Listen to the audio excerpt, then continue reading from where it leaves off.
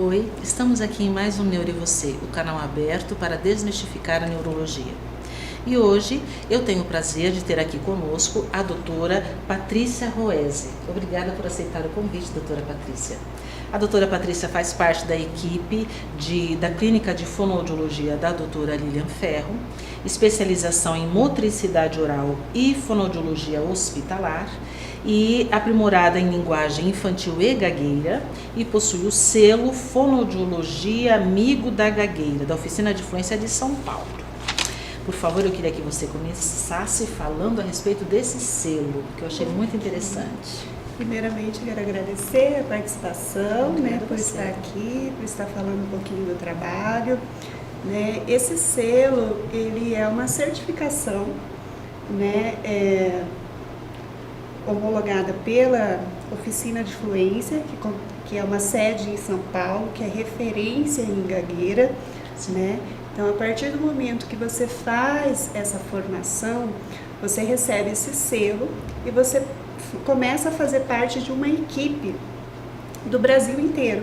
Essa equipe onde acontecem as reciclagens, discussões de caso. Que legal! Então, tudo você referente... sempre está se renovando, tudo que é novo aparece ali para aquele grupo. A nível de mundo aparece ali para aquele grupo. Aí está sempre se... Acaba discutindo casos, Claro. De pacientes, tudo envolvido, todos casos de gagueira e de disfluência. Excelente! E me conte, o que é a gagueira? Bem, a gagueira é um distúrbio da fluência, da fala. Ela é um distúrbio neurobiológico, onde tem várias características. Essas características elas podem vir desde as mais comuns, que são as mais típicas, então apresentando hesitações, interjeições, palavras incompletas, repetições de frases, de palavras, até as características menos típicas, que dentro da fonoaudiologia a gente chama de características gagas, que daí são as pausas, os bloqueios, os prolongamentos de sons, os prolongamentos de sílabas, e até intrusão de sons na fala. Então, já aconteceu de eu conhecer uma pessoa e conforme eu vou falando com ela, ela vai repetindo as duas últimas palavras da minha frase. Então, isso é gagueira também? Pode ser gagueira, sim, E uma pessoa adulta, inclusive. Sim. Você imagina como deve ser difícil para ela carregar isso sem tratamento até a vida adulta, não é? Sim. E quando é que a gagueira surge? Bom, pensando na infância, a gagueira ela surge por volta dos 2 aos 5 anos de idade, que é onde a criança está com a janela do conhecimento aberta. Sim. É onde ela recebe muitas informações, ela começa a receber um vocabulário amplo, ela está ali participando, muitas das vezes já inserindo dentro de escolas, Então é uma fase onde a criança recebe muitas informações, E a criança nessa faixa etária, ela ainda está em processo de maturação. Então, muitas vezes ela não consegue organizar essas informações, ou não consegue acessar o seu léxico imediatamente, o que acontece as disfluências, ou ainda, o que pode acontecer? As informações, o processamento de informação, ele é muito mais rápido do que o ato motor da fala. Então, ansioso, por exemplo, que pensa muito rápido, eu brinco até, falo, o pensamento é tão rápido que a boquinha não acompanha. Exatamente, é isso que acontece. Então, legal. Muito bem. E é comum criança com gagueira nessa faixa etária? Sim, nessa faixa etária, muito antigamente nós tínhamos um termo chamado gagueira natural da infância. Então, o que acontecia? As crianças passavam por essa fase. Por ser tão comum, se considerava natural. Se considerava natural. Hoje em dia, mudou nomenclatura, hoje existe um outro termo que a gente usa, Então, é um distúrbio da fluência neurodesenvolvimental iniciado na infância. Ah, Né? Então, essa gagueira, nós temos assim, 80% dos casos, né, que acomete crianças, ela tem remissão dos sintomas de forma espontânea.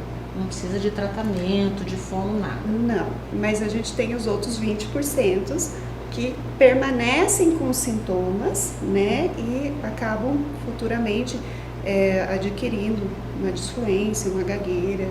E quanto tempo a gente poderia considerar, assim, dito assim, entre aspas, normal? Até quanto tempo eu espero para poder encaminhar um filho meu a buscar um fono? Nós acabamos de falar que isso acontece por volta de 2 a 5 anos. Mas caso os pais identifiquem, né, ou alguém identifique uma criança que está neste processo, a gente sempre aconselha ou procurar ajuda quanto antes. Sim, para poder ser investigado e ver se vai melhorar espontaneamente ou não. Isso, então procurar um profissional capacitado na área, né? Esse profissional ele vai analisar não somente as questões de fluência, mas também o desenvolvimento dessa criança, desenvolvimento de linguagem, de fala, de pragmática, de fonologia, né? Se ela está dentro do processo de desenvolvimento. E caso o profissional detecte, né, uma disfluência, esse mesmo profissional ele tem a capacidade de dizer qual é o grau de severidade dessa disfluência, né, que ela pode variar desde uma disfluência leve como uma mais grave a severa. Ok. E se meu filho, de repente você já me respondeu isso, mas assim, digamos que meu filho está gaguejando, né? Então, que momento eu falo assim, olha, eu preciso procurar ajuda? A minha pergunta é assim, eu posso esperar um mês? Eu posso esperar 6 meses? Ou começou a gaguejar, já é bom a gente já buscar o fono? Nessa faixa, né? De 2 a 5, tudo bem, pode acontecer, mas quanto tempo eu espero? A gente assim pede sempre para ir o quanto antes, mas assim, aconteceu uma vez e outra e depois não apareceu, né? Não é motivo da gente... mas persistente, olha, tem um mês já que ele está gaguejando persistentemente, né? Persistiu ali 1, 2 semanas, já vamos procurar ajuda. Perfeito, ótimo. E quanto tempo é intervenção na gagueira? De um caso leve a um caso grave. É claro que a gente sabe que tem uma graduação aí, mais ou menos. Quanto tempo de intervenção? Isso vai depender do grau de severidade, né? Então, nós temos casos assim, mais graves que a gente precisa ter esse acompanhamento semanal, né? Como também os casos mais leves vai depender de outras características envolvidas, né? Então, a gente faz desde uma orientação para a família ou acompanhamento desse caso de 15 em 15 dias ou de uma vez por mês, então depende do caso. Mas assim, no caso mais grave, os pais podem se programar, porque, veja, a gente tem alguns convênios que liberam fono por uma média aí de 6 meses, uma vez na semana. A princípio, uma gagueira de leve a moderada, você acha que dá para tratar aí? A gente gosta muito de falar que a participação dos pais é fundamental nesse processo terapêutico, né? A gente sabe que às vezes a gente tem convênios que não liberam, né, uma quantidade necessária, né? Então a gente faz essa grande conscientização dos pais, essa participação dos pais em terapia, né? Então a criança vem para a terapia, às vezes ela vai aprendendo técnicas, vai se acomodando naquela situação, aprendendo a lidar com a disfluência, mas fora dali, né, ela tem outras demandas sociais. E se os pais estão por dentro do processo terapêutico, né, e sabem como auxiliar esse filho, né, o prognóstico é muito mais rápido. Com certeza. Né?